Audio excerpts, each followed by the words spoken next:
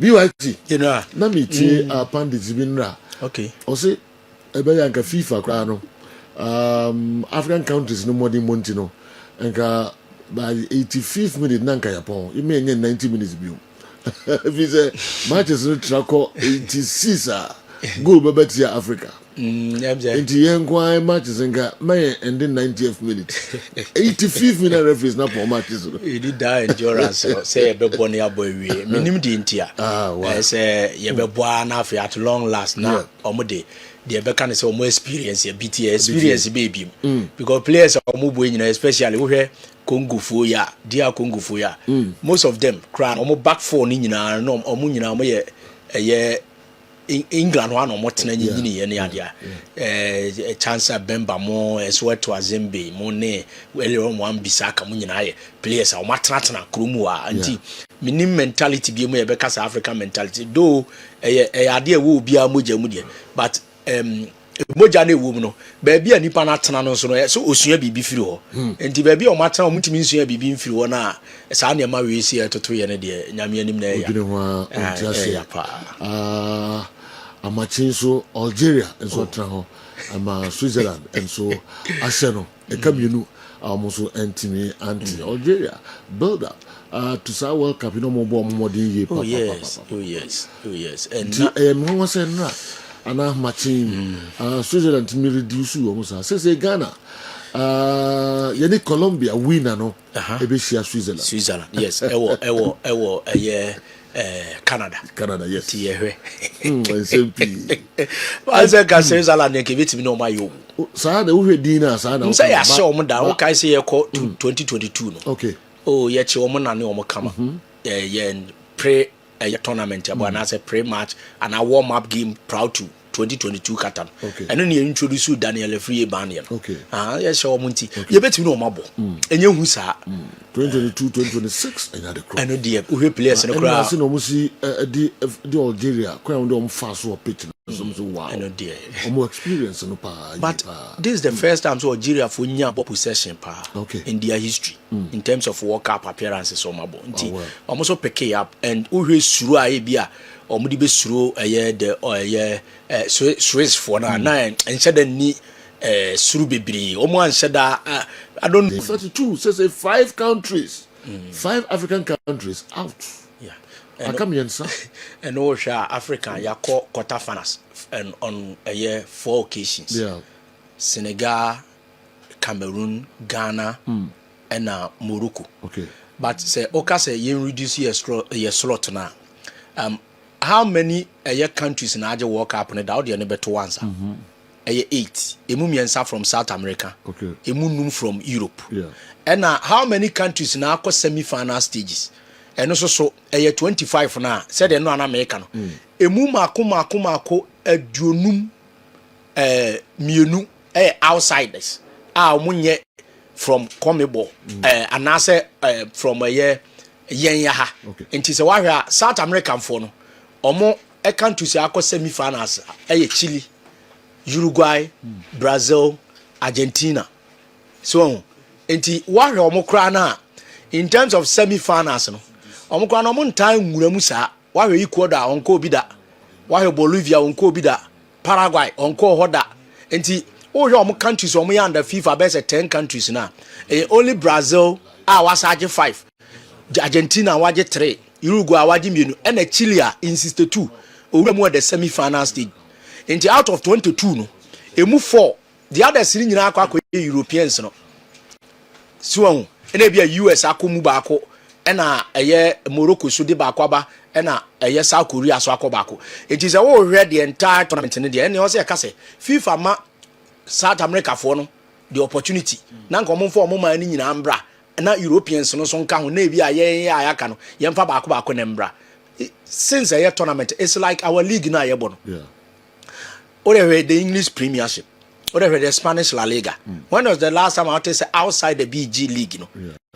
It has always been a Madrid Barca nebia article abejibi so Atletico Madrid ebia EPN na say ebie kakra when Chelsea started so invested not the last time I Chelsea G League in 55 omo ba back and Jose Mourinho ombe prove we ase ebe GGB Manchester City almost aba be wuram City suji league no na ache ye per 50s City so aba be wuram GG league ni bi when was the last time they say Everton age even the premiership no ba e kra no na only 3 countries class pen na age na akoye Manchester United Arsenal NABA Chelsea bem na previously 90s no yenya another team ono so ebe abeji bi nti 4 ansa na say Liverpool ba abeji bi nti ukọ Germany a nansia na emenyi hu say Liverpool sia unity akwakoye Bayern Munich or Borussia Dortmund nti e ka me say the ebo domestic football no any even the continental your friend say championship ayebo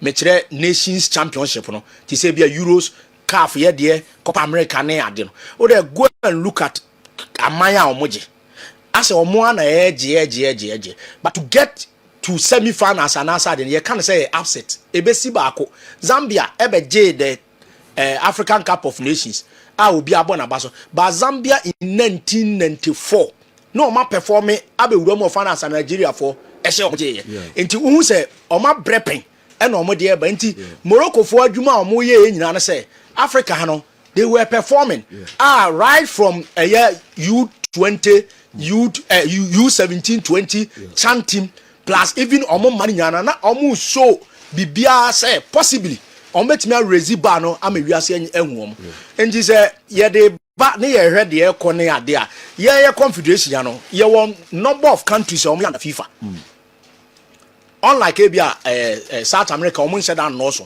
to omo mbo ni league format first to be 6 enyina etimi qualify ba ye de ne bo no cry heading but as you say kwa ye be ya ade no ye best ni say ye wura semi final so as say ye ka continental championship performance at the World Cup Ghana yan so abewura bi because esi say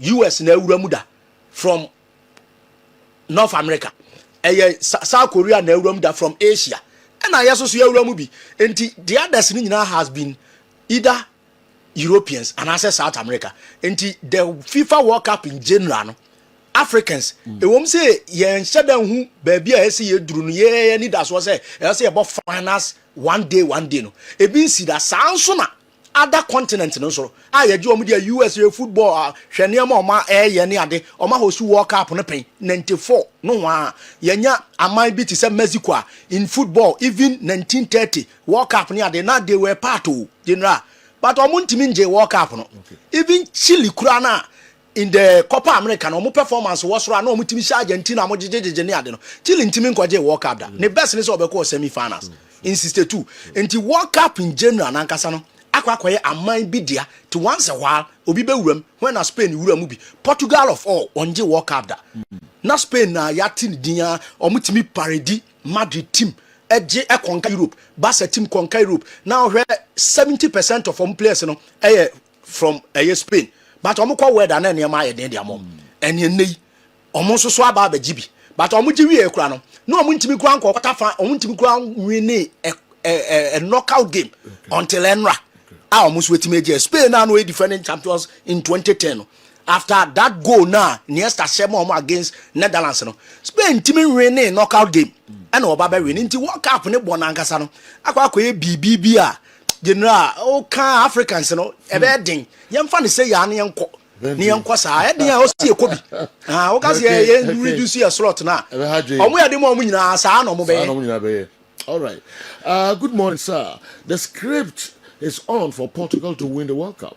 Wow. What's the doctor Eka from? Them say general say o show mo de na difference ne say as omo anka say na yi omo ho so say no say European na free ma e Portugal na ba ko ne boy they dey say ba ko free they say ba ko ne free ti omo de na say omo hyehyɛ omo ho e no ka ho bi na bi be free because Croatia team na ekuta omo na the last 2 World Cups I have won omo akọ semi finals omo di second back omo di third back no e bia nke ye ni other opponent and no ahweja na omo aso especially the latter part of the game e bia nke team chrono and survival. Okay. African teams are beginning to crumble at the World Cup as some people envisaged and predicted. Many, including myself, were asking for the reasons for our poor show. But after thinking through it, I've come to the conclusion that African teams lack big game mentality. And the local coaches too are not helping most of those with indigents. Alaji Mama Salia and assign Apeja way Eddie Free Wanti and so Abrayan. Okay, Yentwaso, Emfa Emamo Ejewa Fusia Hotel. Bibia Upebi. All right, man, no see from until Tuka Nedinachi. Why? Na Kokopeo Jesse Nibi why? And I said to Nibi Bibia Bia Jiwa Pebi. Or Tuka Nediachi na Kokopebi. Why? Na and also I don't know. Meaning you go for videos no kakra na fi ye the first batch of questions no and so about later you be saying about whatever the white man said about we black Africans is actually true. Obodo the way from New Botiano, Accra, and Abreye. Whatever the coach said about the we Africans, coach that's my kind, Rudy Garcia, a Belgium coach. Also, we know teams like that. They use they lose their tactical structure towards the end of the game. Also, whatever Papa Ika, and Cray. Obodo we if new Botiano Accra de Abreye. Though what is the historical background of countries and their nicknames about football? Why the way by TI UK una the way and so Abreye and Anopay. Happy holidays, Sir Joe. Please, can BYT help me with Egypt versus Australia head to head and the correct score line today? Ochiman Chame Achim Abompe in a way about wow. Ochiman Chame Achim Abompe. Wow. Egypt that's what I say. Can BYT help me with Egypt versus Australia head to head? And the correct score line today. Nana Kaukucha Ikakra na I don't know. Nana be efficacy. Nana haminya shows na bita. If you score line na be a hop. Sa. Nano. Nana Richard vet kakra I don't know minya show. Dia idea. Minya show so chame be club. You do be ana nana mo de mo jim kakra. Na ana but the embassy of Benjamin say, or they go to Trabia, yeah, Kwasi Bokrum, and now Kwasi Bokrum, Kwasi Bo trouble. All right, my young looking at what Mbappe, Leo Messi, and co are doing in the World Cup, and looking at what these old players like Pele, Luis Nazario, Maradona, and the rest were overhyped. Oh, sir. Because these current players are scoring in the World Cup for fun. Frank Edway Free, St. Francis Preparatory School, Kwesi Buo Krum, and what are we a free a buyer? Wow.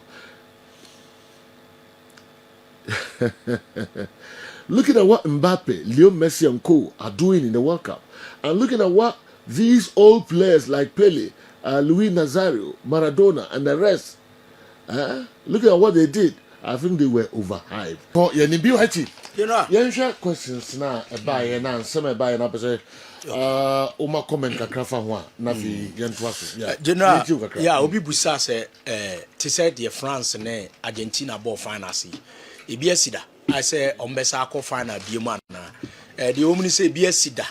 Na the first time we be see you know who's the first no back over finals but the next one obesa ba bi but obeshia a different country but 1986 e wo Mexico ene enya Argentina Germany e wo finals and Argentina win match ni 3-2 at a point na 2-2 Rudy Voller Karens Romenega na those days na match ni more dey pa so match no omunya da winner no from Buruchaka etwaso eje cap no. So that was 1986 finals no na no. Na was Germany versus Argentina. And Argentina for Diego Armando Maradona no. Eje trophy no enso edi free ho. Na yesakwa 1990 e wo Italy no. Say two countries here biem esa about finals in 1990. Na no so oman die de Germany enso ten ho after say we lose Mexico die no. Ono so bete ne ho enso win cup no 1-0 enso etoaso champions nti Germany so chene de in 1990 so it is says the na ye no and 1990 that is the only time two countries aqua finals atoa so mienu a omu mienu nyina Germany timi ko but obeshia different opponent. Okay. Netherlands say oshia West Germany in 74 osabe shia Argentina 78 no no nko abetu but oshia a different opponent. Brazil ebo final Sweden 58 on Sweden osaba Chile 62 no oshia a different opponent Czechoslovakia. Nti so ba na osaba biemu a the next opponent no enye de oni ni shia but the si ba ko pe no Germany Argentina omko 86 and the next edition 1990 almost aqua finals we share ne de eje Argentina na saba France ne nabo but France enya enhia ye na so munya nko finals ntino ye ntimi nkyere but question e ba ye no eno ho anu yie na ye no na obi busa so afi today in history pa na 1960 na 66 years Egypt and Ghana ye ko mo na third time ayesi akan no omo frɛ say yensam na ye boy de pa 59 no mbobo ani ade no omo ni age nti ye koy ye bo tutu enso ewo eye Cairo na edueda kwa ene share Ghana 2 goals ni nyina de ma ene 3 July 1960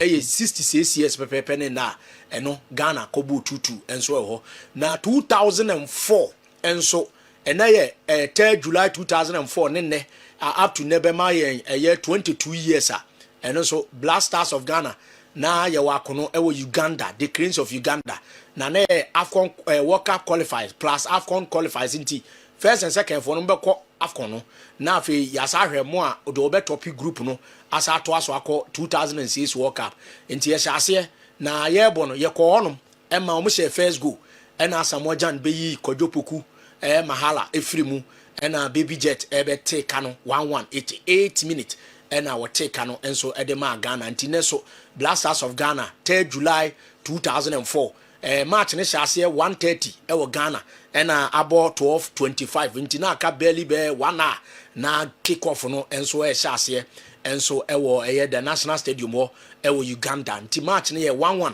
enso ema Ghana enso etimi enya a point ede baya team a de koye no na omobo modin ye pa Samia J Kofi Amponsa the likes of Samuel Sekofo Emmanuel Papu Stephen Apia Michael Essien Sula Ali Muntari Bafo Jan William Thiero and Charles Taylor ene Asamoah Jan ene Hamza Mohammed 3 players on free bench eba ye no ene ade omudin so atuja ho na Kojopoku Mahala Michael Essien ene Dankwe enso efrim ti Hamza Charles Taylor be yi ono ankasa ne former teammate Dankwe no ne wo house folk asata na Charles Taylor aso che camp abakotoko na obe yi ni film a ono nso eba ye nti match no course no na ese Ghana abo 1-1 na the edit today in history 2005 3 July na be my 21 years pepepa Ghana Premier League na week 12 okoso na ya feel league ni epem after World Cup no attention nyina be league ni so na Liberty Professionals ewo enkran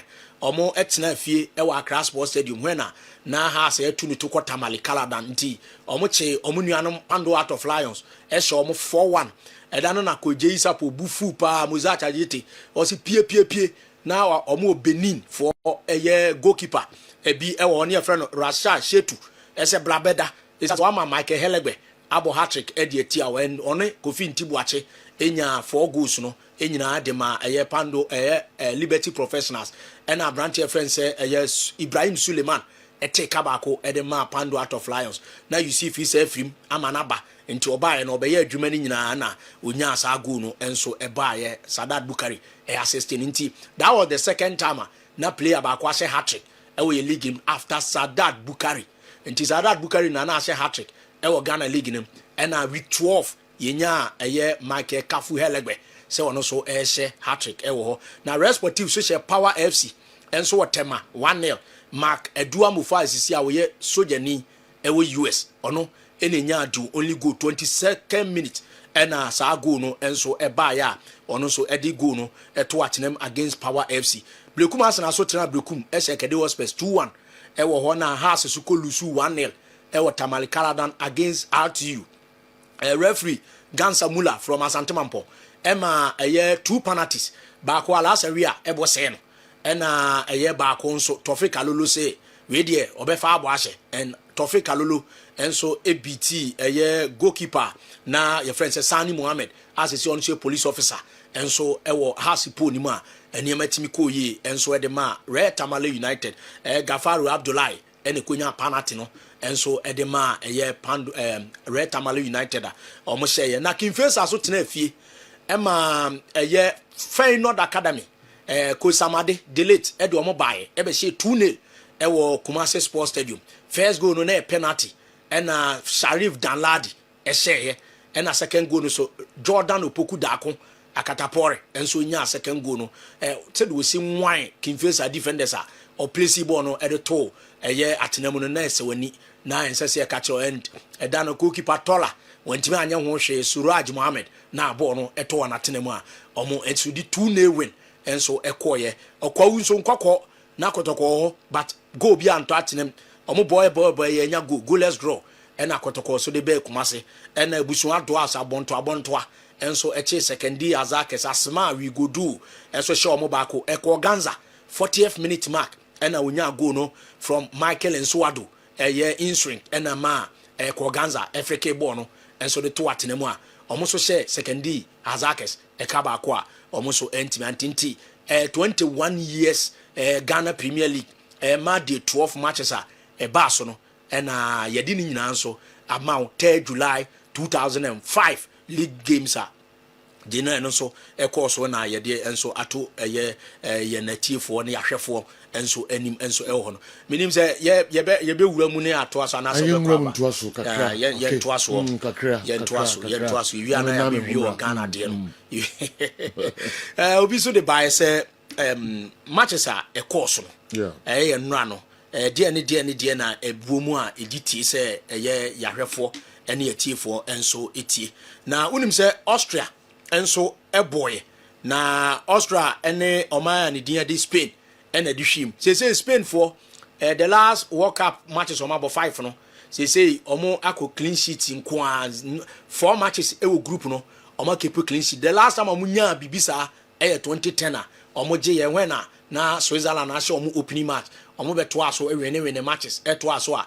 ene bon to matenam ti sa victory and as streak we no omo longest the FIFA World Cup ma Austria entime anfa ball so anto o matenam so far Spain for 6 games unbeaten against Austria o ma win 5 a draw 1 enso ho na Oyazabel ni opener no since Iniesta share FIFA World Cup go in 2010 enya de a player bia she go World Cup knockout ediama my friend say Spain na the last time omo share go against Russia 2018 FIFA World Cup no it was an own goal and a buy enti he fell from 2010 Oyazabel go now to atena editia Austria no first time in 16 years omo play knockout goal and knockout win so edikan after 2010 omo je FIFA World Cup no ena general omo se nya yenti Oyazabel enso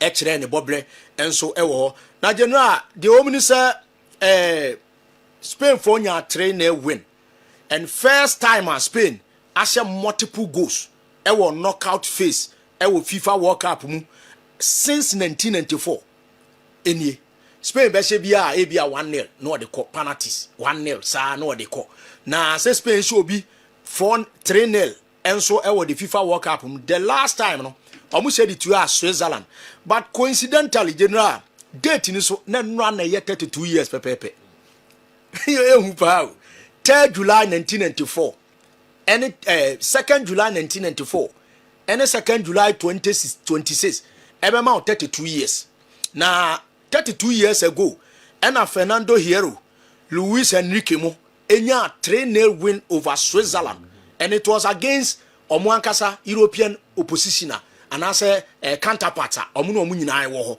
and omu share against Switzerland this time around omu say nya 3-0 e wo knockout multiple goals omu ase and so e wonti 1994 2nd July up to 2026 2nd July 32 years down the line same score line and omu nya same day and so ewo na Mikel Oyazabel second goal no our share na we nya brace no and so edema omaya ni din and so Spain no the tian say were the first player was twice 2 goals FIFA knockout game Ediama Spain for since 1986 Emiliano Butrugano enya knockout goal adano on kwase 4 against Denmark. That was 1986 against Denmark. Almost 5-1 and on kwano knockout obo brace and as I say more goals on kwase 4 yenya player bia our singular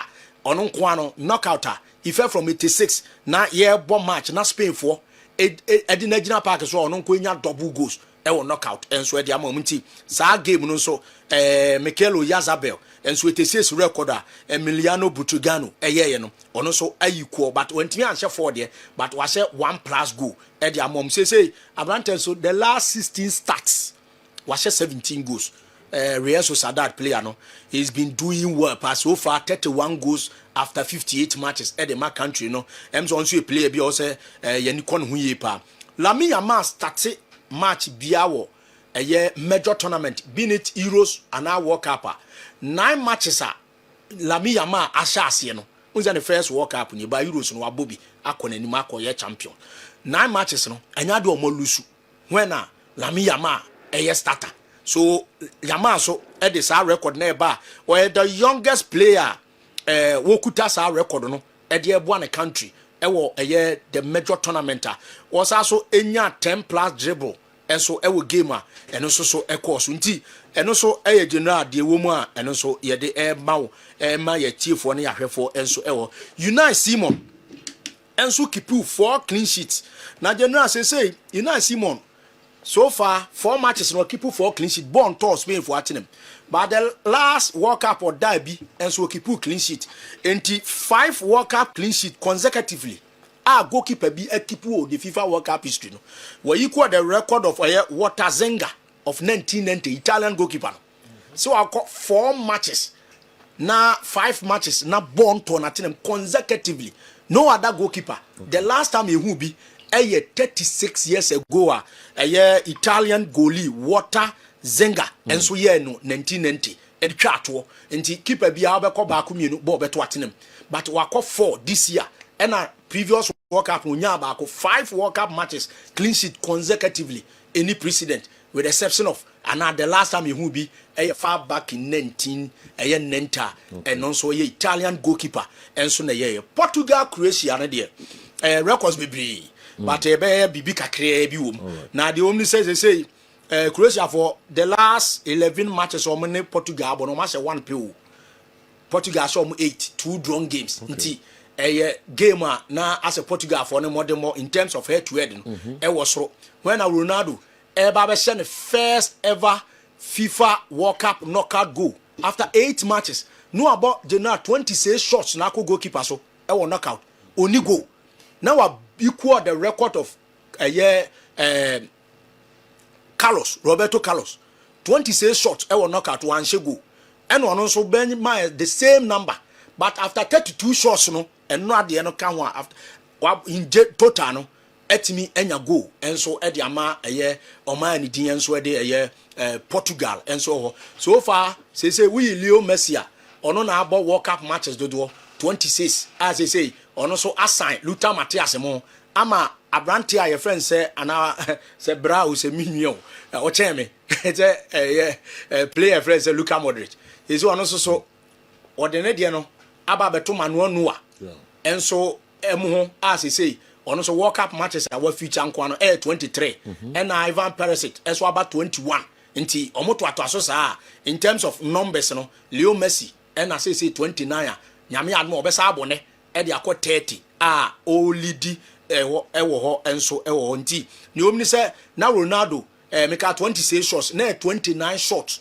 and na on share go ewo knockout one Carlos and na okuta number no be no ano onya 3 shots no say on target to say off target to dia penalty obo share no e ma no be 32nd shot ewo knockout so far or was soro chen player bias and shot no eko yepa but na onya go see Ronaldo and so enya go and so ewo ho enti general say Portugal so 4 games unbeaten ewo World Cup nim the only said the last time omunya bisa no fall back 1966 omo call 4 matches na omo lose match tafe no omo call semi finals but omo highest pa no say 2006 omo call 5 and so omo call semi finals so say omo sa abo match no omo lose no omo yi Spain free mu a say omo equal the record omo year in 2006 say omo 5 matches FIFA World Cup na Portugal dey no omo tasty defeat 66 you said you time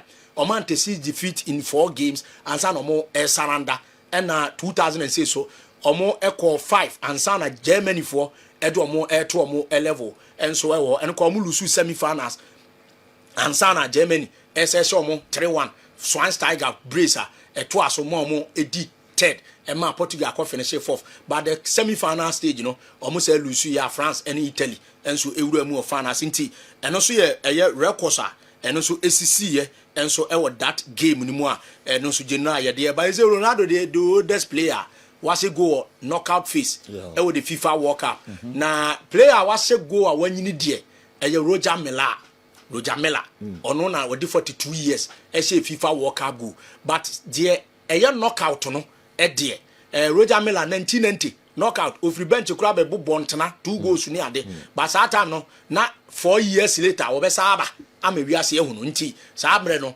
na onyini but na wo form saa chen say oba biem but abrante friend say Ronaldo de ende or the 41 years e knockout ono so etimi anya goal eno so e na Goncalo Ramos goal no share no one of the latest goals appear Portugal for and so omo World Cup so unze 94 minutes plus 34 seconds na eko and I would nya sa latest goal na say late goal no and so etimi de ma country your friend say Portugal not the last time a player bi and so ekuta sa record no Sylvester Varela 94 plus 34 and I know so nya say Goncalo Ramos so the second player ono so edene de no enso awura mu saa eno so ewo nti niam bebre niam bebre man so bodiem kakra bi ho na men komra na yento aso Africa la so aba na questions kakra ba minim say key incidents and no sisi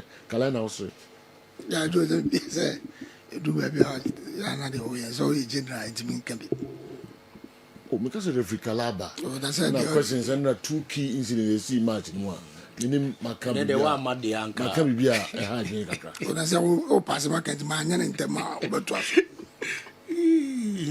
wonim na say asen na aba sabe penalty sabe penalty ti minim say o pass market minim say no wada free ono wani komano anu say na holiday ndi bia o ma ndi bia o sorry free nem na buy en na na mbebuza say no anu wada na o free me na me say dey na o ye o free me dey na mka say ready na go kala me kuni fo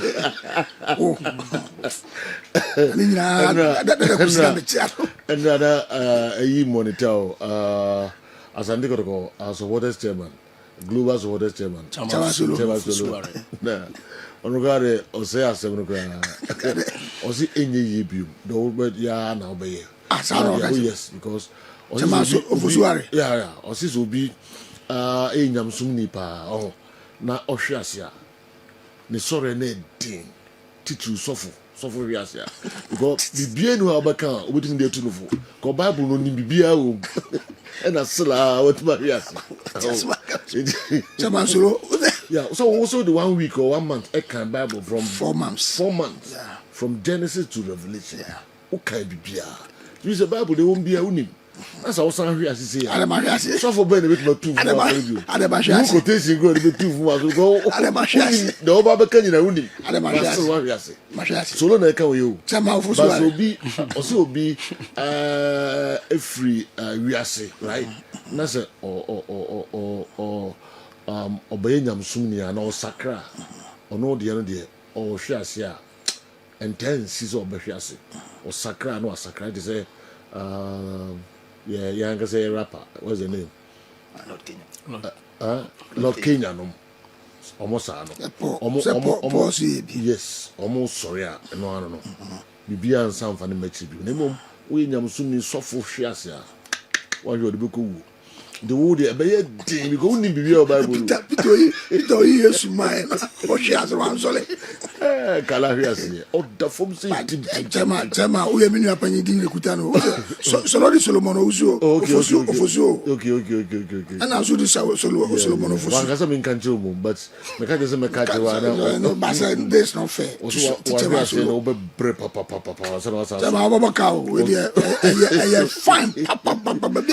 All right, as our 2 goals no mo share in general and also will be bika. The only say since 1938, in the 1938 World Cup, there are more group stages. Stages. You started from knockout no precope and now West Germany, Asia, Switzerland no opening match no ball draw 1-1 T.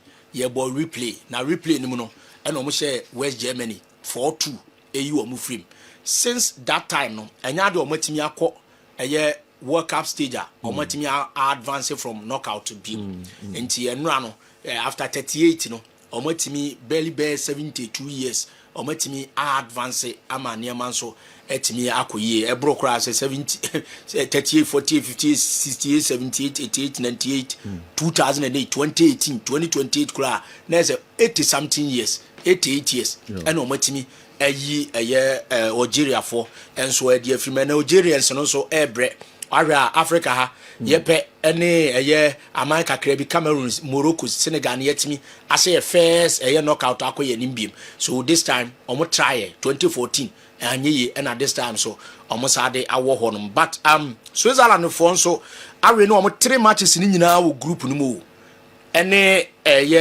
we know so much about winning so the last 3 matches omabo against African opposition and so much defeat obia omo Togo 2006 2-0 and so Germany omo Cameroon 1-0 2022 World Cup and so eba so na nra so omo Algeria so 2-0 and so na say omo win omo matches na omo boy against Qatar omo ball draw we omo Bosnia omo Canada and so the first time Omar winning 3 consecutive games after say a draw 1-1 with Qatar no Switzerland for so enya consecutive wins no and so aba when knockout no so no without a win the last 7 Omar lusu nsia and abako omo draw so and so omo ntimi amfa anko omanim and so nti we so ye abakwasema etimi and so ebaye but the abako no say Johan Mazambi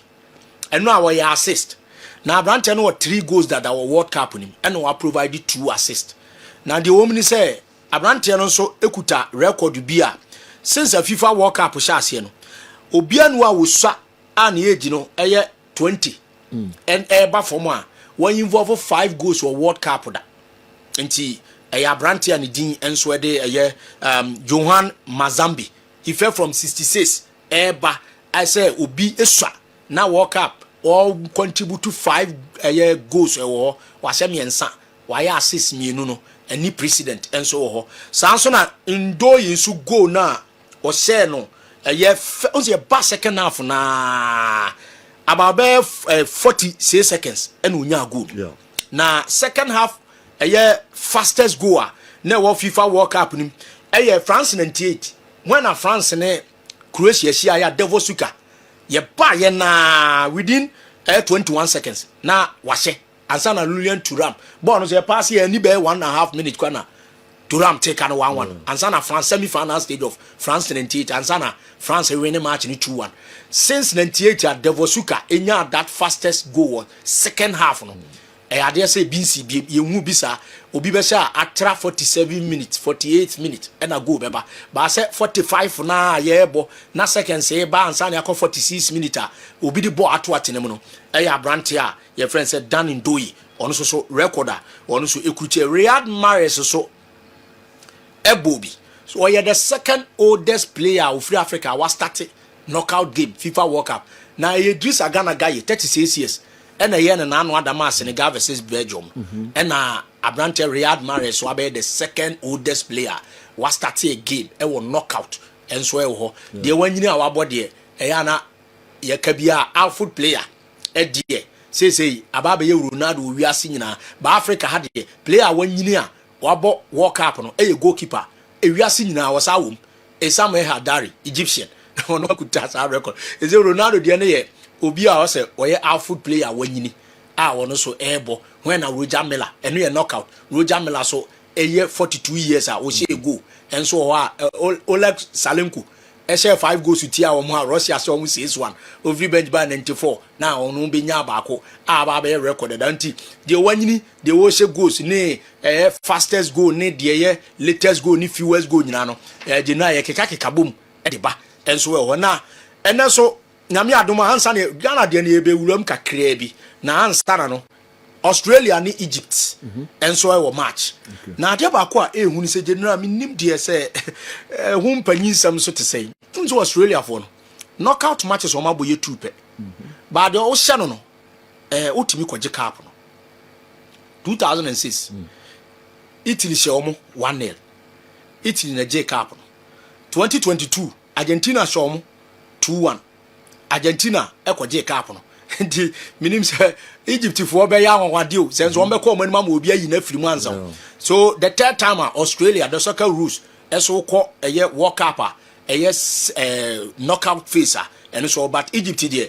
this is their first time emom 1934 World Cup no almost shase when they no so enye group almost share knockout ase because when you started from round of 16 and Hungary and so share womo eyi womo free mu 4-2 e 1934 World Cup no but say yako group ni ye bo group no ye si e free mu abade we ni bredi kan ya Egypt for and so e de omo bobre ewura ho but omo sia pen on say ohini nana mze owo Eastern region wono ochi ana o the message by ochi man ochi hini chiame yes the woman say omo sia twice 87 omo sia na president cup Japan na omo ko sia Korea omo ko sia no match no end goalless draw and a penalty shootout no and a Australia yi Egypt film to asoko finals ekokosi South Korea okay enti ye na invitational tournament 87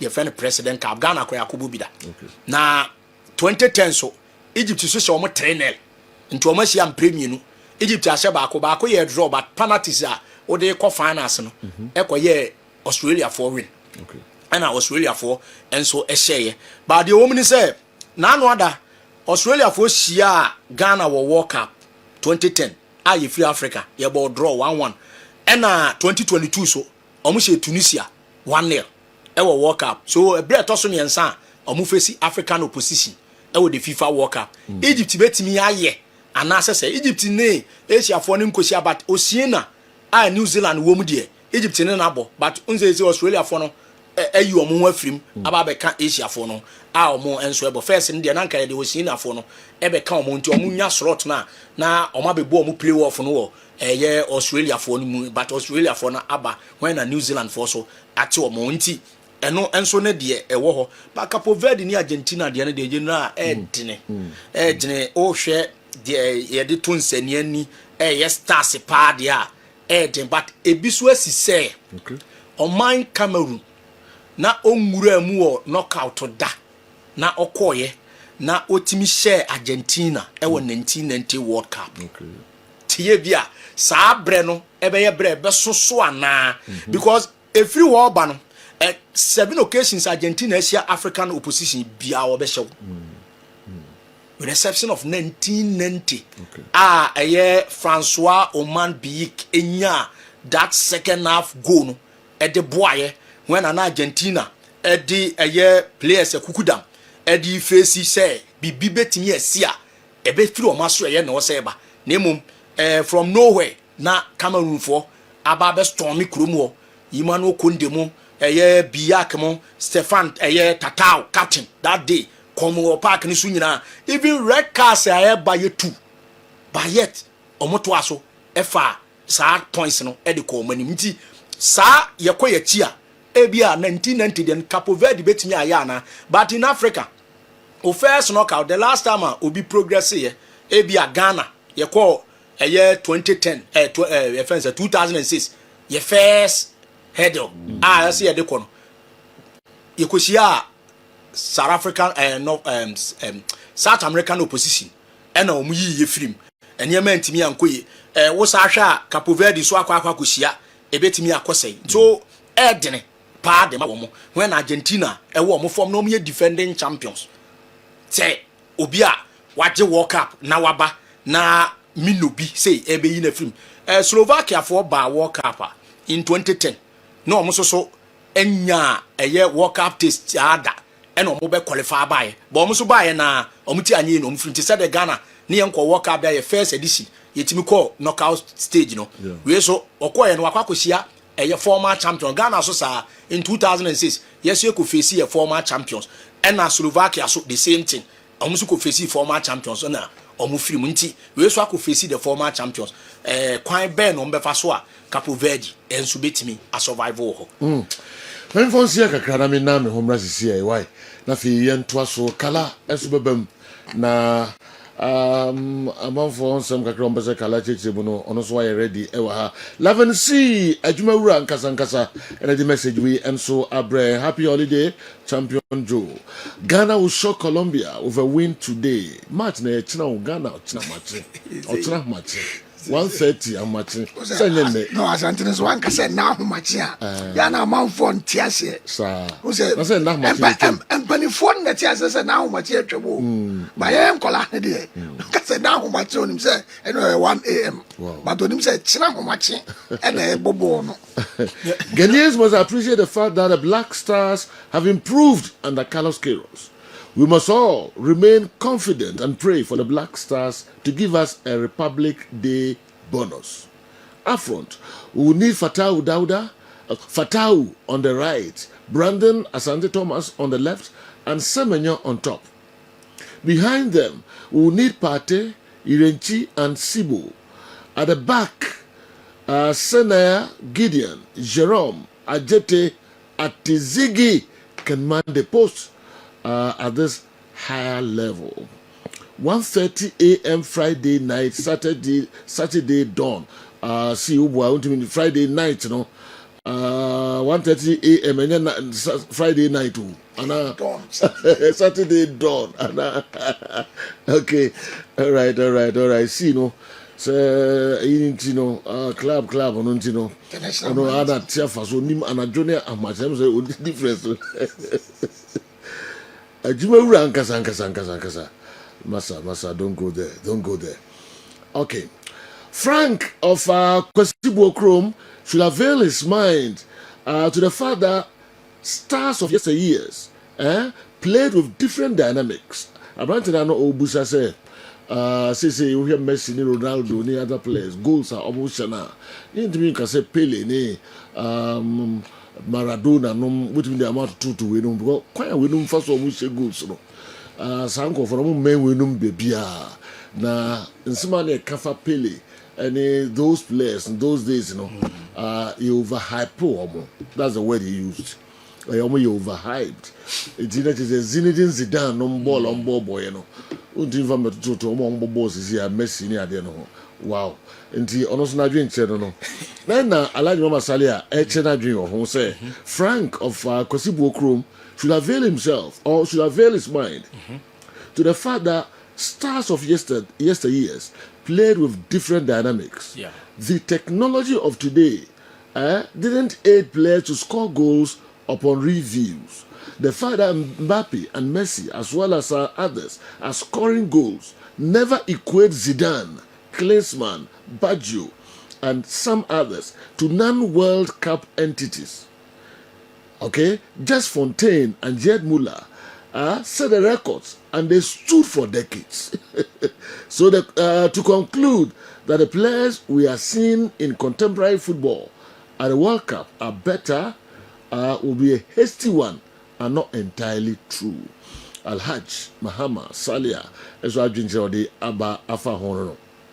Reverend Father Ofori, and anyway, and so Abre Sejo, we know from countless occasions that reserve goalkeepers give room to first goalkeepers when first goalkeepers bounce back from injuries. The first match against Panama showed that Lawrence Atizigi was the preferred goalkeeper until his injury. If he is fit, why are we still debating on who should be the first goalkeeper? If Hearts of Oak board and supporters are backing Benjamin Asare, That is fair enough.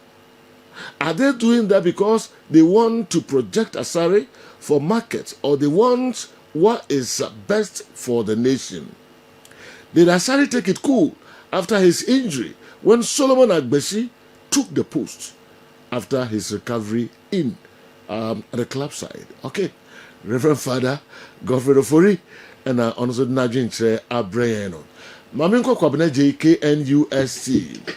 Joe, the Daily Graphic and Ghanaian Times issue of 10th June 2026 reported that government has secured the right to show the matches for free to Ghanaians. Please, it costs around $15 million to get the rights. All French-speaking countries are watching the matches on their local government TV stations. What's preventing Ghanaians to watch same? Sending supporters there and or making Ghanaians watch it here, which is better. Kobenaji, KNUST, anyway, and so Brian. All right. My young anime. Mamenko Patrick Papala, referee. So maybe referee Kala prefers you call him Apostle Kala. Good day, sir. Patrick Papala. Papala didn't open through. On see me fear baby. Obakroma on see me fear baby. Obakuma say about Obama on see me fear baby. simple. What man ya di we be mo pa. Mo on see me fear Kala, baby. I first say Papa how I drink too much. The oye pia minim bia so ahwe ya. Ahwe ya, that Mama wanti for na chenenka. Okay. Wow. The way you be a winning beer. Also, my one chief for that. Simple. What is your best or your toughest match so far? Mine is Portugal versus Croatia. The match was super. I want to know if France have paraded 11 white-colored players before without any black. Thank you, National Sports Headquarters crew. You can switch off your television because Jordan Ayew is going to play full 90 minutes. And then Fisunyan Zongo and Apejawi and so Atum Abreye. Okay. I say, Joe, we also need to understand that 6 European countries have already been eliminated from the round of 32. I'm saying we didn't change them, right? Germany, Netherlands, Austria, Croatia, Bosnia and Herzegovina, Sweden. So if people are championing for a reduction in slots, it should also be applied to Europe and Asia as well. It should also apply to Europe and Asia as well. Dr. Moses Agawina, senior lecturer, the Montfort University, Leicester, UK, and so anyway, Abreye. Joe, my question to Kala is, why is it that players have the right to come and stop before kicking a penalty, but goalkeepers are restricted to remain on their goal line? Jamsco, and anyway, and so Abreye. All right. Later, remember, now I will share others, no. And so, Kalafa from Kakranzana, once I go back to right. I do. I'm saying, the jam school. The Casano will be saying, goalkeepers are restricted. I'm saying, move. They can move on the line. Line now, it's sad down. Was him Rebbe? I'm wishing my goalkeepers. We should be more Bob. And I may say, yes, say on to be man and him. Name on the line also, dear baby, but me. Okay. It's the same thing a player no or bubble ball now or face ball no on to me for the team a ball. And you know about in any mubano. And you know goalkeeper is allowed to say the line at the goal post no or bet me an antenna to so I copy say player no of course about could jump baby back up grana yaba and then phobia the answer original line also problem be anyhow. So Joe young cop and no incident. Please, Joe, tell him the likes of Pele, Maradona, and the likes weren't protected in the field of play by rules and VAR that protect players of this generation. Tell him to get a replay of Italian 90 World Cup and see how Cameroon dealt with Claudio Caniggia of Argentina. This generation of footballers were more protected, unlike the olden days. This generation of football are more protected, unlike the olden days. Aminu there, anyway, but we in Brazil will be watching the Ghana game on Friday, 10 p.m. Oh, okay. Aminu there or Brazil. Okay. Into ono yen besha no 1:30, ono besha no 10 p.m. Friday. US also your 9. Okay. US your 9 Friday. Okay. Intina and so I don't know. All right. Joe,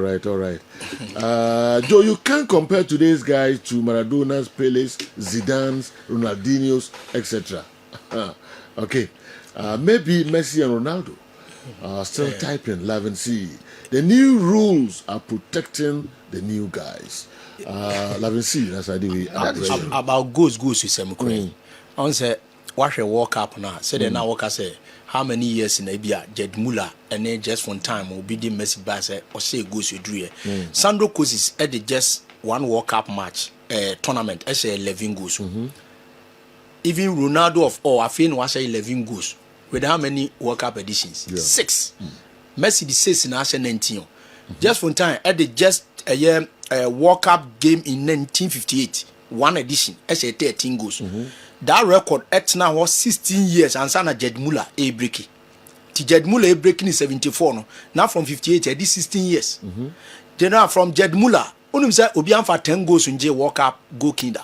Okay. But Muller na de 10 J when na one a year ja pre go kin in 1970 or the beje and was abe she become or the bar a year 14 goals in 74. 22 World Cups. 1970 10 goals 74 4 goals and odinya 14 no sa 14 goals no eda ho sa 32 years and sana Ronaldo de Lima a break is our record dia 15.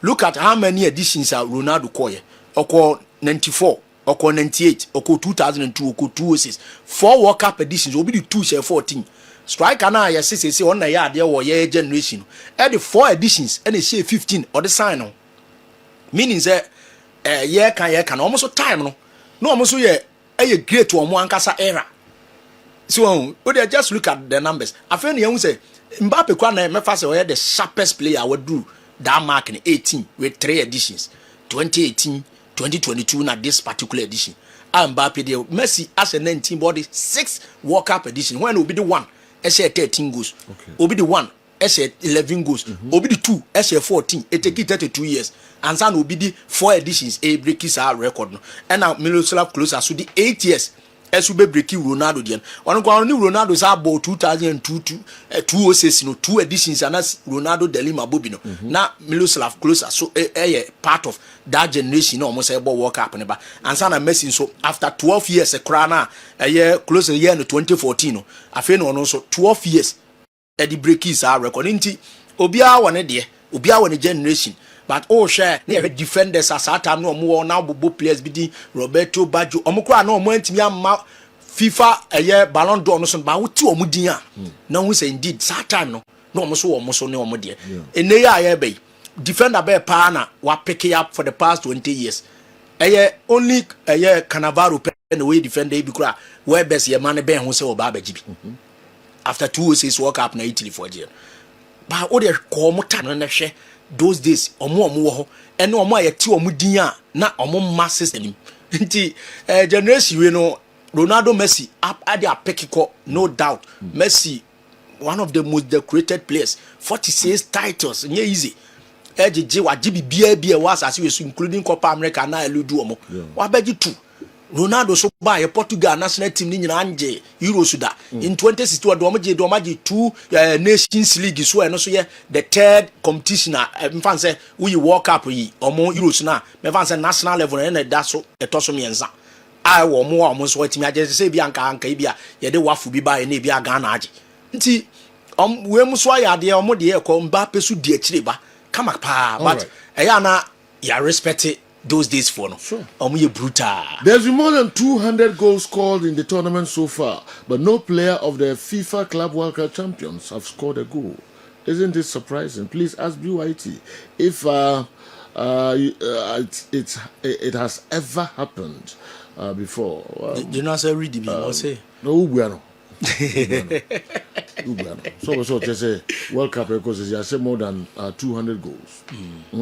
There's more than 200 goals scored in the tournament so far. Yeah. Okay, now Chelsea player behind she. That was what. FIFA Club World Cup Champions player behind she. That was what. Yes. So Frane. Say di na dam so Brukum ho kra na. E ba beji. Brukum Chelsea. Brukum Chelsea no. Ne ton ball ya kasa. Mo we din a mo mpa mo. Copyright. Yes. Here na mo fa so mo kwame na mo fa so mo de mo team na to Brukum Chelsea. Was a bobo badge. Team no o twetwe omo. Also afa their two teams so. Na we team manager o. Also we team manager when you Brukum Chelsea. Also on Chelsea club. It is a Chelsea should go to be the sabo badge to say yes. Afrani. No, say you yes. Well, yes, happy. Maybe report to Mokra. Okay. The old type on why baby read you what you are. All right. Rex company and a zinga the way and so please announce to the world the potency of my chicken. It could be compared to a turkey. If you don't do that, I'll charge you 500 Ghana. Say the zinga the way aba. Wow. And okay. Na kukubia omonya omo. I don't know if you can only the banyan coconut. 1 year cocoa omonina or 20 gra. Say operation any day. Who say? On peri obobo kabi. No, na mo busa also airport if I Go to go to the on top more than 2. And so other sir. Ubusa was your son.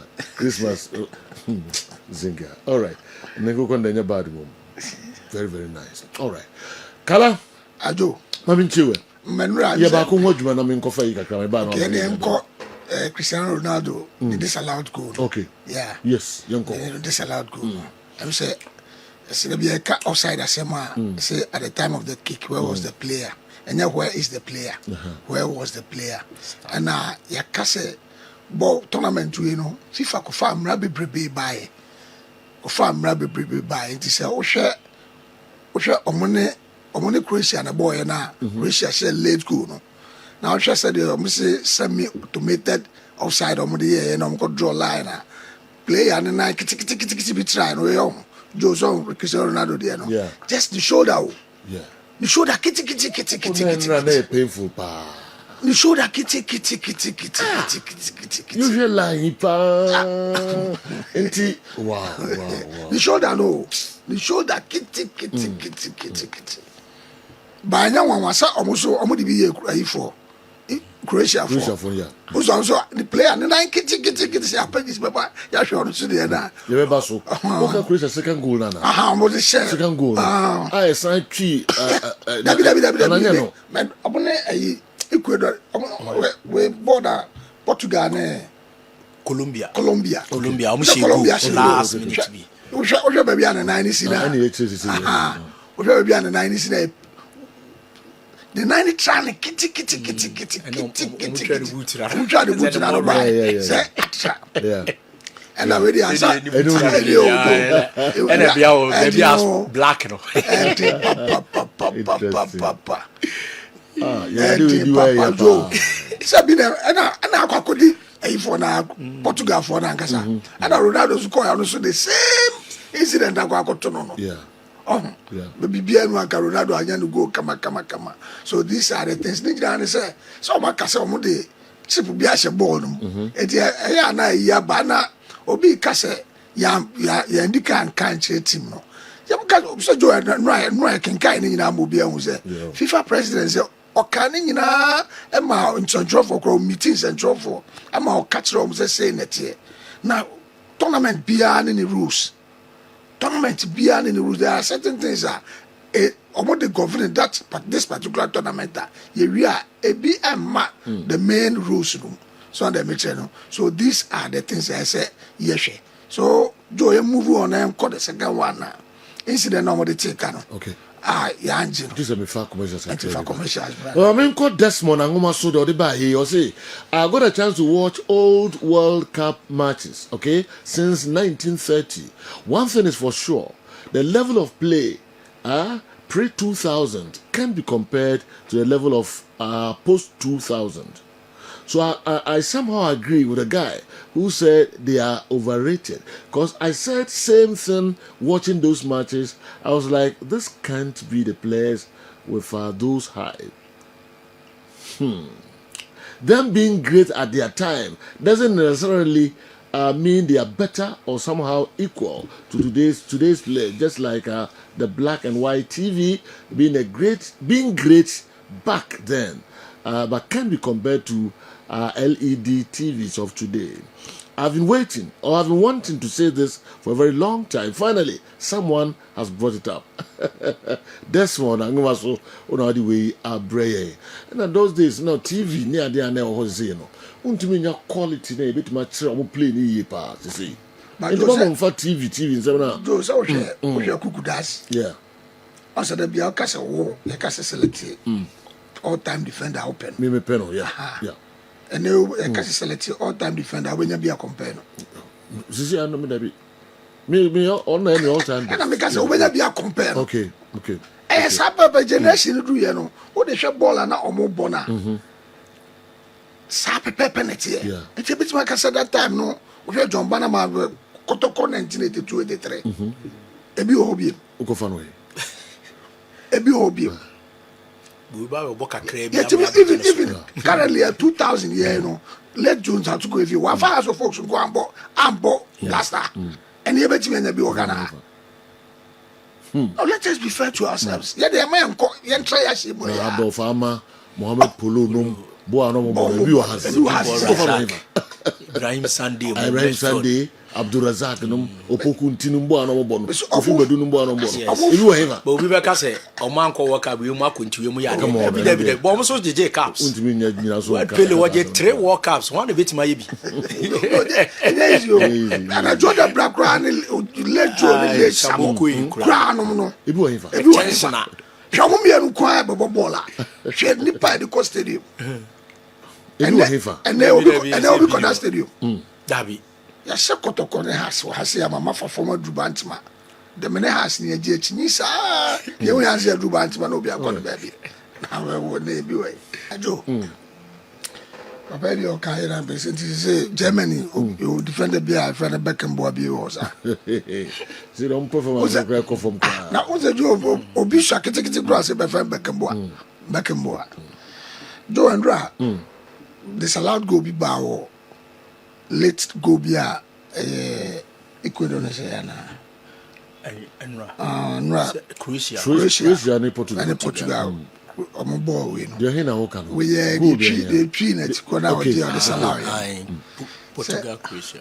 And only I didn't send baby, Ababi, but I'm say, Erika Casse, a normal munu, and the war, sir, this incident in outside, you know, your deliberate play. And a deliberate play and save. So save ni play no. And I'm saying the yina mouse of the better student and running a kai. Okay. Nanko for Atia since the city. So in FIFA law 11. You're just in free. On Maudi Kaira. Hifa. So now in FIFA law 11 offside the key difference is how it is. Okay. So a while back I would have come so now. Also near sir. Baby men can Pacho. Okay. In FIFA law 11 offside, the key difference is how it resets offside for an attacker. If a defender deliberately plays the ball, an attacker who was offside is now considered onside. If it's only a deliberate save or a deflection, the attacker stays offside. That is true. You know, and you also and radiant. But they can no one know. But I'm saying we're breaking it down. They become moment. And say player no dinner. No kuta ball. Nasa on one kasaya na june say me pass ball na come me goalkeeper. So me catch a position pesa videos nibi. On no nya the ball. No one kuta ball say. No a pass and they come and goalkeeper. Now they come and goalkeeper defender no attacker no jira outside position no. Or kokofako bosha ball no e beji go. Although jira offside position.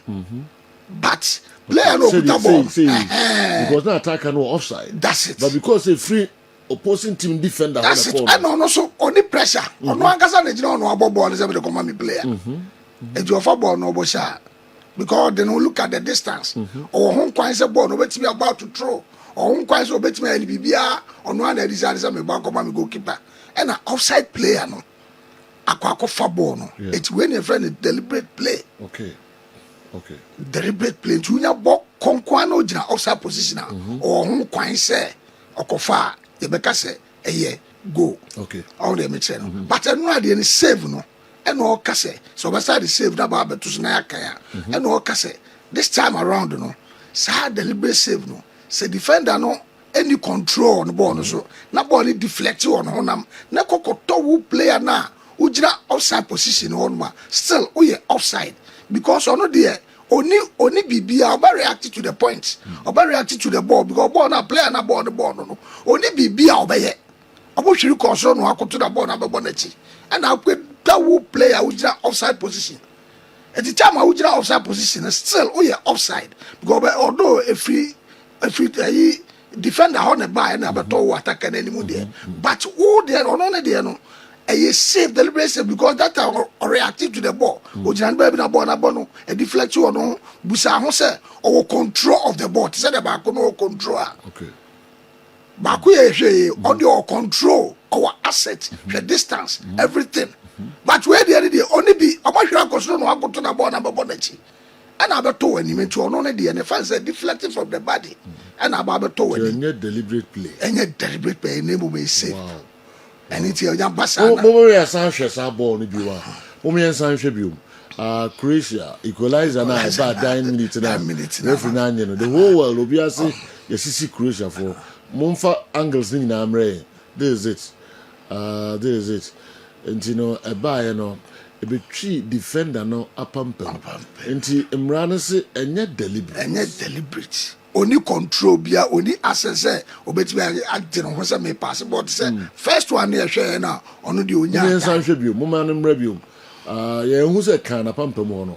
Momanum Rebium, name can answer. Okay. It's bueno. On then on reacted to the situation. Wow. And it's reacted to the situation. There or reacted to the situation. It's your final a deflected from the body. And then Browners and gave breakdown and say kinding in armor. Go be a bones in the city. Cabos were church pepe. Amobia who say yes, I say. So this is a moment here, a ma. A friend, no, a man called Va who said no, this is not deliberate play, but a deliberate save. You know, I say you can say a offside because a deflected from the body of a defender. No, although only the teammates there, but Obiaba can say na and on them free no want to buy, but no, I'm running interest. Benim so much my referee no, the explanation. No. Yeah. Look at what they could him. Oh, now all trade over can do be other senior guys, you know. We know. Office almost me do money referee. You had a Ronaldo Nanka say do I don't know how on no. And I look at what you could deny referee any but alpha. When you want me, na referee no, do kind Jichimo the man, I born 1 year offside. That's it. Okay, Kala. We had Mamunza ways, no more catch any microchip. Yes. So, no, what I did now, cover. It's a chip and a bit more catcher, or say, sensor, or whatever. Bit more catcher, or say, offsider. I don't cover how copy. A reflector, born my a cover will be you. Value for the TBO. Okay. Almost a TB. It is a who went to me and dear. So because of noises, near noise near the other, and in I ma almost see the referee no kind after so coffee in the back. To see if Vega touches the ball intentionally. Here's the announcement. Croatia player number 20 touched the ball and headed to the goal scorer. Final decision, offside. The referee's letting. Here's the announcement. Croatia player number 20 touched the ball and headed to the goal scorer. Final decision, offside. Okay. Media member who's a Croatia player. but ebia menim say VAR room no omo bibisa but media dem hu ye no ehun na emameka because menya sure say obeka say ball we ebia omo sa anka no ebia omo sa anka yeah also a Croatian player number 20 no on the heady ball no okay omo fan say 30 omo fan say we so crowd ye be mu yes but yeah tiana de media enu na me hu ya me de judge but ebia yeah hu ni say ball ne ka no also the one fan so G offside Croatia the player last 20 no mu nyina mo hwe number 20 on the heady ball no man but we mu di na mo fan say we okay nice that is how it is but although say the ball we cry na I can still na it stands as offside okay all right Dina and so no no ntichirimu e wo no all right kala yanko Portugal penalty no then Ronaldo share no one share no the bende na mo nyine hwe okay ntini mu wa no a mo me hwe ale we so otwe no to ho but o chichire to ho am for say there be do pandit ni bebre say monitor wo I'm saying a penalty it is what penalty man ya you my hwe so you ready am me hwe wo see yes you hear was so jesi mu frechire intention is so ni mu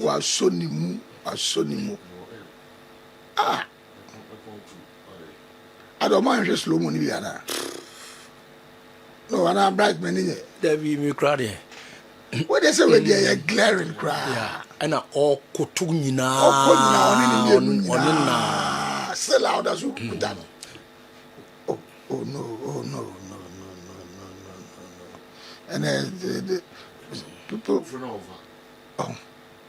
idiot there's no way so because about where the foul on any other day without VAR a foul without VAR a foul on any other day without VAR a foul me who say referees forum bia ka say over complain is about any foul and o start when a player born ye kick and o start cross and who say o man nko attack can struggle so but she still Joe and me tell say so because the ball we there oh David okay all right into chemo refikala and so the no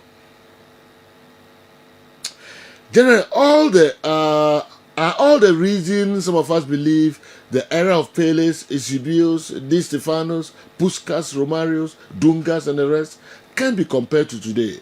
For the game has become so scientific, and yet, if these guys are performing that well, it means they are top notch and are better ballers than then. Again, please tell Rafikala that ignorance of the law isn't an excuse. So it wasn't deliberate. It's not the fault of the attacker. Joe, the key points. Okay. It is a page I read here. Young explanation, key points. Okay. But Joe, all right. Deliberate save. This does not reset offside. What it is, a player stops or attempts to stop a ball which is going into or very close to the goal. It's a reaction to prevent a goal. Key points. It's instinctive or reactive, not a controlled play. Think reflex block, diving, stop, or stretching to keep it out. Very close to the goal is the key. Outside the box is usually not a save. Yes. Okay. So offside effect. If an attacker in an offside position gets the ball after a deliberate save, they are still considered to have gained an advantage. Offside offense. That is okay. Okay. I was a friend there also. I was Rasta. I was you now. I mean, I'm to where they want to make a choice. The only manager in Ghana, why Rasta? I was you now go for by where they want to the guy. We are my father, their brother. My father, their brother. The kind simple crowd. ade wo de buy ni na ade simple English na sound. All right. Your best ma be do num na ye peja ye mu. A questions no one here na oh blaster questions we buy you. Yeah, Colombia for no ye no mo da. Okay. But na ye Olympic team. But that time no na blaster players na na ne ko future ntie ko Munich Olympic Stadium 72. And ye no mo ko shia. O mo share 3-1. Ibrahim Sandi na te Ghana go no man. But the woman say Ghana ye shia South American oppositions na ya na eden pa. Wim say Ghana nse ye na Argentina border. Omo share ye ne Brazil share num intimi share ba kokora. Ye ne Uruguay abo 2 World Cups intimi share. Ye ne Chile 1-1 with USB there Richie Mpombe she go no. The only time ye nya nkunim say ye ne Chile ball Kirin tournament ye bo goalless drawer goalkeeper Manaf save penalties ayeje ye di third one saa da no wakasu Mubarak ne Ali Dusedu enya red card efrim but a ban say open play regulation time and say extra time e bia ye bona obi anya win ade Ghana e den pass ye benya bi over ye South American opposition insida but enkoda mu de on under 2017 there ye ta ha o madwene pa but as we say ye ba be face wo this time around say senior level there enya dia Black Stars enya win da enso nti omo so timi Africans pa Colombians no obaka 2014 World Cup omo share Ivory Coast 2-1 2018 so omo share Senegal 1-0 ena na no ada omo share DR Congo so Colombia against South Africans no omo ya de pa the only time they say Cameroon for in 1990 extra time 2 goals from a substitute Roger Miller every bench be 2 goals Emma extra time omo win 2-1 ewo 1990 World Cup round of 16 enti the knockout no Cameroon for you omo free 1990 but if you oba no the last 3 no omo so share na Africa for no nyina saranda na bibia ekoso and World Cup Ghana so yen share South American opposition biada Brazil share 3-0 or knockout Uruguay the penalties here or knockout ewo quarter final stage 2010 and ye koshi omo group stage kura wakata omo sa share 2-0 and so on nti Ghana ni advantage when I share omo but the woman ni say referee na wo di no efri omanya your friend say France Clement Tepin the ten say 16 matches awadi when Colombia for airball match World Cup mu no 16 matches European referee BLD Colombia for World Cup match ba ko pe no monti man shegu omuta shegu super enti Yugoslavia pe any deny the chances of Colombia say omoto atana when Italian referee on center stage and Ghana so yawene mienu when European referee di a World Cup ya lusu mu miensa so ba Colombians no awene 9 wom mo so matches in dunsia European opposition and our referee ababa be di omo lusu bi de but omo wins no esuru ye pa in 16 outings so this will be the 17th time ebia no so ba be see Clement Tepin baba be di matcha and also a bredi kaya Ghana yene Colombia enso face ye ho enti general den pa de man Ghana say eniema betimi akoye di amaye yemchia match bia international 4th July da so gamer first of its kind ye this ada no ebebo ye bo say da ho match no ebia eniema betimi akoye in 2007 when ana ye she Peru Sadiq Adams mo those days in Ramford or say mo under 17 no says that time ni nyina no so ye boni late pa but eniema timi koye de manti ye hwesa de no so de afesu o mo de a ebi eniema betima koye ba Colombians no je no mo ye strong pa in terms of ye World Cup na ye bo no ene ball no mo ne Portugal for boy top o mo group no e mo ye stronger than yen ayedite enso e de ba but in all no mi huni say ene ya mompae okay ene ya mompae titia ya mompae ya mompae papa titia Colombia all right I'm for I prefer Colombia to Portugal okay monya Colombia ndiye kalase ya be show mo okay do na moving papa Ovim no, I don't know. Say Abuabuada. I don't know. Oyen komra. Colombia as a World Cup no mun nya de say ya. So omo so akọ quarter final ba ko 2014 ye kura ye baby jaw. Ba omo si mu jai. Ba ye ko 2010 quarter final. And so omo so ba 2014 quarter final. But e ba no say o qualify on aka do ya 1990 kura no owuram bi da. But o hwe ye ne omo mienu nyina ye nyina ye go group ba ye drew stage a obi a drew pe quarter na na de ba eti said e ka na bobia ne bobi hia tie no ombe bode but me hu omo bo no say ehu pa ehu Nisa. All right. Karanti na just referee no ne bibia ogigi bia amanfo ba bia wiese fa na nyina pandits dede omo ye wo ho no say a daylight robbery this is omo nsembebebe na waka dia fa match here.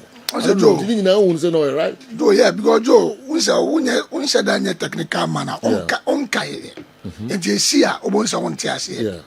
Because a see, me say, bad things over friend, make me have my judgment. A see, I mean, I would tell my cocker for alone.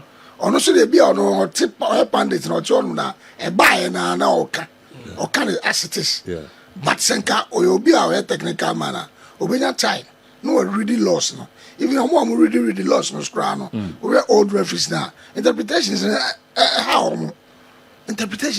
because okay the no church mu as the FIFA at the two omanim ansana almost started tournament now. Or chiro mu nyoma bebrebe amunye. And it is out to others on tiasia. We there na e bi na yeken say Cristiano Ronaldo dey say ono e bi am ko to na go be ka say yesisi also kaya so much is your moment, but the same thing about to Cristiano Ronaldo. And I don't say the same thing they did.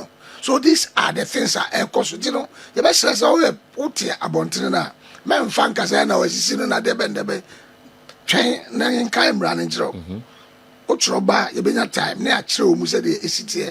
And yes, all the time, because I'm impre. Who's that? Sir, tackling from behind the sea. Calling about out of a so after the mountain, they are serious. Endanger the safety of the player.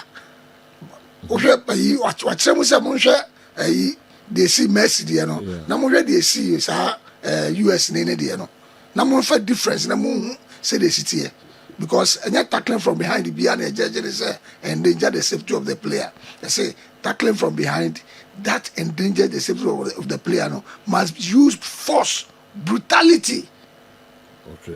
Naturally, the sensitive player no kotiano answer because when Christopher Messi, you know, even grand right, you know, everybody now go come kakra answer now left and echo, and it's ever funny say a reckless tackling, no man yellow card, but where the idea she said they will see a kotiano no, a man and 90 twisted, you know, not just say he's endangering the safety of the player.